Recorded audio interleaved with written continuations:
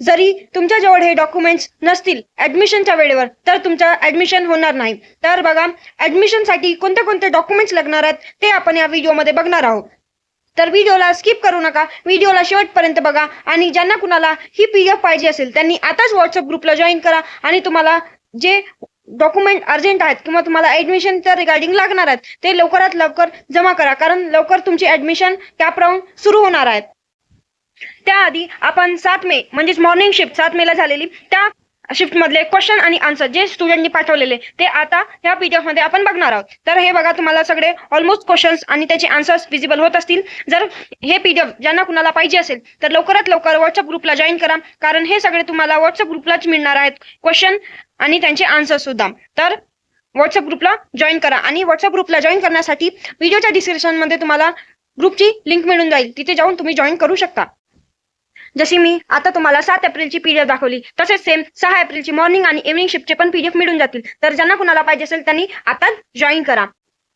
तर आता आपण बघूया जे ऍडमिशनला लागणारे डॉक्युमेंट आहेत ते कोणते कोणते आहेत आणि तुम्हाला कोणते डॉक्युमेंट्स आपल्या जवळ ठेवायचे आहेत ऍडमिशनच्या वेळेवर. तर पहिलं बघा, पर्सनल डॉक्युमेंट. पहिला आहे आधार कार्ड. तर तुमचे ID प्रूफ म्हणून आधार कार्ड ठेवायची. पण आधार कार्ड ठेवलेलं तुम्ही एकदा चेक करून घ्या तुमचं आधार कार्ड अपडेट आहे की नाही, की आधीच आहे जुनं. तर जुनं असेल तर आधार कार्डला अपडेट करून घ्या. सोबतच तुमच्याकडे पॅन कार्ड असेल अवेलेबल असेल तर तुम्ही पॅन कार्ड सुद्धा घेऊन जाऊ शकता, पण आधार कार्ड तुमचा ओरिजिनल ठेवायची आपल्यासोबत. सोबतच बघा आता पासपोर्ट साईज फोटो.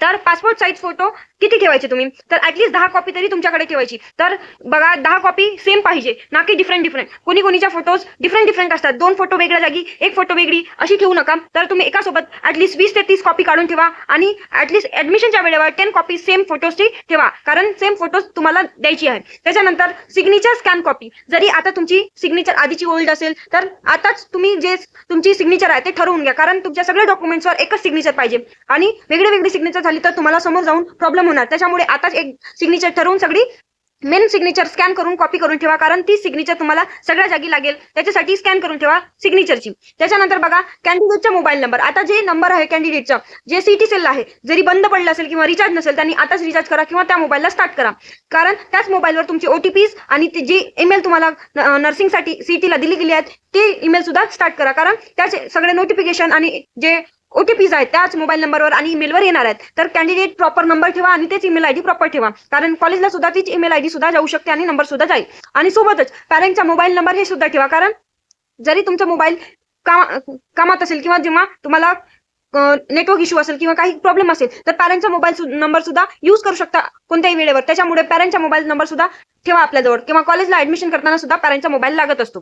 त्याच्यानंतर बघा, सेकंड एज्युकेशनल डॉक्युमेंट. आता एज्युकेशनल डॉक्युमेंट म्हणजे कोणते, तर बघा HSC आणि SSC. आता HSC म्हणजे काय तुम्हाला माहिती आहे, 12वी बोर्ड, आणि SSC म्हणजे 10th बोर्ड. तर 12वीची मार्कशीट लागणार आहे. आता मार्कशीट म्हणजे मार्कशीटच नाही फक्त, तर पासिंग सर्टिफिकेट. मार्कशीटच्या सोबत पासिंग सर्टिफिकेट म्हणजे ज्याच्यावर तुमची डेट ऑफ बर्थ लिहिली गेलेली आहे. त्याच्यानंतर लिव्हिंग सर्टिफिकेट किंवा ट्रान्सफर सर्टिफिकेट म्हणजे तुमची TC ते सुद्धा तुमची कॉलेजची पाहिजे. त्याच्यानंतर ज्याच्या मायग्रेशन सर्टिफिकेट असेल, जरी एखादा स्टुडंट एखादी स्कूल किंवा कॉलेज आहे लिव्ह केलं असेल मधातूनच, तर मायग्रेशन सर्टिफिकेट कॉलेजमधून किंवा त्या स्कूलमधून मिळत असते. जर कोणी अप्लिकेबल असेल तर मायग्रेशन सर्टिफिकेट सुद्धा तुम्ही ठेवू शकता.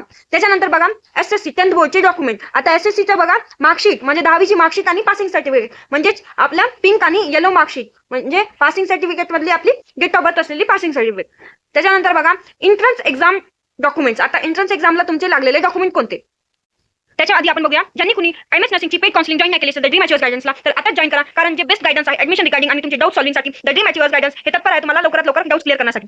तर ज्यांना कुणाला BSc नर्सिंग GNM ANM हे कोर्स करायचे असतील त्यांनी आताच आपले पेड काउन्सिलिंगला जॉईन करा, कारण महाराष्ट्रातली नंबर वाईज जे काउन्सिलिंग आहे ती आपलीच आहे द ड्रीम अचिव्हर्स गायडन्स. तर आता जॉईन करा द ड्रीम अचिव्हर्स गायडन्सला. तर ड्रीम अचिव्हर्स गायडन्स मध्ये तुम्हाला कोणत्या सर्व्हिसेस मिळू शकतात, तर बघा, जे करियर आहे तुमच्या पर्सनलाइज ते गायडन्स मिळून जाईल. त्यानंतर तुमच्या कॅप रजिस्ट्रेशन फॉर्म फिलिंग हे सगळं आपण करून देणार आहोत. सोबतच जे कोर्स आणि कॉलेज सिलेक्शन गायडन्स आहे ते सुद्धा आम्ही करून देणार आहोत, कारण तुम्हाला वेळेवर समजत नसते कोणते कॉलेज जॉईन करायचे आणि कोणते कोर्स जॉईन करायचे. तुमच्या पर्सेंटाइल अकॉर्डिंग आम्ही ते सगळं करून देतो. बेस्ट फिट कॉलेज म्हणजे तुमची प्रोफाईल, बजेट आणि लोकेशन अकॉर्डिंग आम्ही कॉलेज सिलेक्ट करून देत असतो. तुमचे जेवढे पर्सेंटाइल असतील त्या अकॉर्डिंग तुम्हाला त्या पर्सेंटाइल मध्ये बेस्ट कॉलेज मिळवून देत असतो. तर बघा, चॉईस फिलिंगसाठी अजून सुद्धा सपोर्ट करत असतो. जेवढे तुमचे राऊंड असतील कॅप राऊंड मध्ये चॉईस फिलिंगसाठी सपोर्ट करतो. सीट अलॉटमेंट झाली की नाही किंवा ऍडमिशन सपोर्ट असेल ते सगळं करून देत असतो आम्ही, आणि तुमचं डॉक्युमेंट व्हेरिफिकेशन आहे ते सुद्धा करून देत असतो. त्याच्यानंतर बघा, जे तुमच्यातील मॉपअप राऊंड असतील किंवा इन्स्टिट्यूट राऊंड असतील, तुम्हाला तिथे सुद्धा जायचं असेल, तिथे पण गायडन्स देत असतो, द ड्रीम अचिव्हर्स गायडन्स. आणि लास्टला म्हणजे तुमचं ऍडमिशन झालं तर आम्ही तुम्हाला तिथे न सोडता आम्ही तुमच्या ऍटलीस्ट लास्ट डिग्री पर्यंत तरी तुम्हाला सपोर्ट करत असतो, कारण तुमची डिग्री निघाल्यानंतरच आम्हाला माहिती पडते की खरंच आमचा स्टुडंट निघाला आहे, डिग्री झालेली आहे. तर ज्यांना कुणाला आताच जॉईन करायचं असेल आमची द ड्रीम अचिव्हर्स गायडन्सची पेड काउन्सिलिंग, तर आताच जॉईन करा. कारण जे मागल्या वर्षी होतं तिथे 120+ स्टुडंटचं आम्ही ऍडमिशन करून दिलं होतं. हे फक्त इथे ऑफिशियली दाखवलं गेलं आहे, अनऑफिशियली आम्ही इथे काही स्टुडंट दिलेले नाहीत, म्हणजे इथे डाटा विजिबल नाही केलाय.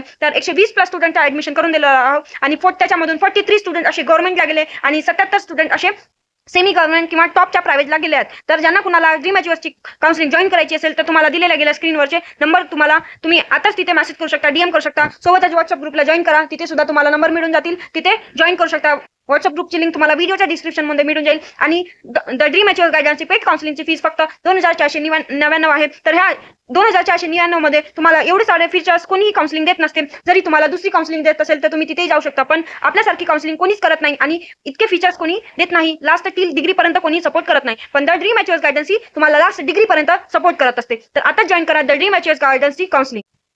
मागल्या वर्षी जरी 120 ऍडमिशन करून दिलं, आपण 120+ स्टुडंटचं ऍडमिशन केलं, पण यावर्षी आपण तसं करणार नाही, कारण एका स्टुडंटला प्रॉपर गायडन्स देणं प्रॉपर होत नसते किंवा प्रॉपर जात नसते गायडन्स. त्याच्यामुळे आपण ह्या वर्षी फक्त 50 स्टुडंटचं ऍडमिशन घेणार आहोत. तर लवकरात लवकर जॉईन करा आपल्या ड्रीम अचिव्हर्स गायडन्सच्या काउन्सिलिंगला. तर बघा नंतरचे डॉक्युमेंट्स कोणते आहेत, एंट्रन्स एक्झाम डॉक्युमेंटेशनचे कोणते डॉक्युमेंट्स आहेत. तर बघा MS नर्सिंगच्या CET ऍडमिट कार्ड, जे तुम्ही एक्झामिनेशनला म्हणजे एक्झामला गेले आणि तुमचा ऍडमिट कार्ड आलेला, ते ऍडमिट कार्ड तुम्हाला जपून ठेवावं लागेल, कारण ऍडमिशनच्या वेळेला तुम्हाला ऍडमिट कार्ड हे लागणार आहे. त्याच्यानंतर तुमचा रिझल्ट आला असेल तर MS नर्सिंगचा CET स्कोर कार्ड म्हणजेच रिझल्ट जे ऑनलाईन येते तुमच्या त्याला प्रिंट करून घ्यावं लागेल. ते सगळं तुम्हाला ऍडमिशनच्या वेळेवर लागेल. त्याच्यानंतर फॉर्म फिलिंग जे प्रिंट आहे ते सुद्धा लागेल. अप्लिकेशन जे तुम्ही फॉर्म फिल केलं त्याची सुद्धा तुम्हाला एक प्रिंट आणि पेमेंट रिसिप्टची सुद्धा एक प्रिंट ठेवावी लागेल, कारण त्याची सगळी प्रिंट तुम्हाला कॉलेजला ऍडमिशन करताना द्यावं लागते. त्याच्यानंतर बघा जे स्टुडंट आहेत कॅटेगरी आणि रिझर्वेशन आहेत त्यांचे डॉक्युमेंट्स कोणते लागतात, तर कास्ट सर्टिफिकेट, कास्ट व्हॅलिडिटी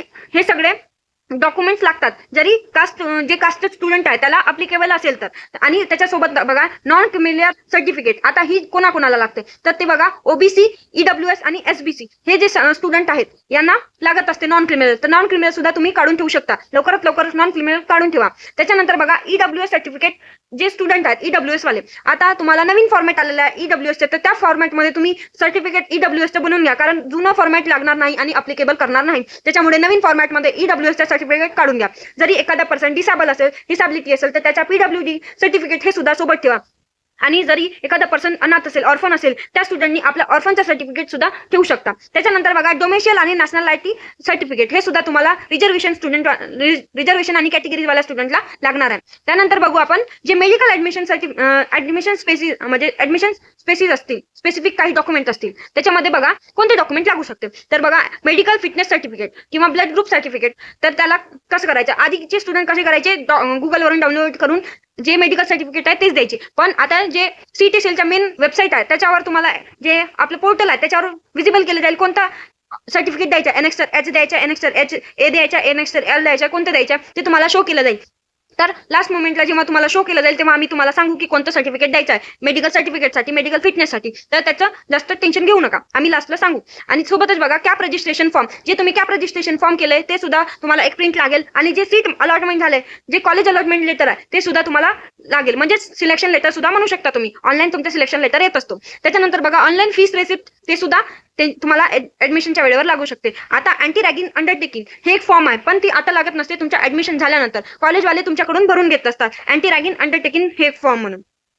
आणि त्याच्यानंतर जरी एखादा स्टुडंट गॅप घेतलेला असेल तर गॅप घेतलेल्या स्टुडंटला गॅप सर्टिफिकेट लागेल. जरी एखाद्या वर्षाची गॅप असेल तर 1 वर्षाचा गॅप सर्टिफिकेट, 2 वर्षाची असेल तर 2 वर्षाची गॅप सर्टिफिकेट. तर गॅप सर्टिफिकेटसाठी एका या 2 दिवसामध्ये तुमची गॅप सर्टिफिकेट येऊन जाते, तहसीलमध्ये तुम्हाला मिळून जाईल गॅप सर्टिफिकेट. तुम्हाला फक्त नोटरी करून घ्यावे लागेल, म्हणजेच आपलं जे स्टॅम्प वगैरे आहे त्याच्यावर लिहून घ्यावे लागेल आणि ऑनलाईन करून घ्यावे लागेल. त्यानंतर तुम्हाला गॅप सर्टिफिकेट अशी मिळून जातील. तर हे होते आपले डॉक्युमेंट्स जे की ऍडमिशनला लागणारे होते. तर तुम्ही लवकरात लवकर डॉक्युमेंट जमा करा. ज्यांना कुणाला ही PDF पाहिजे असतील आणि बाकी सुद्धा PDF पाहिजे असतील त्यांनी आताच व्हॉट्सअप ग्रुपला जॉईन करा. आणि व्हिडिओ आवडले असेल तर लाईक करा, शेअर करा आणि सबस्क्राईब करा.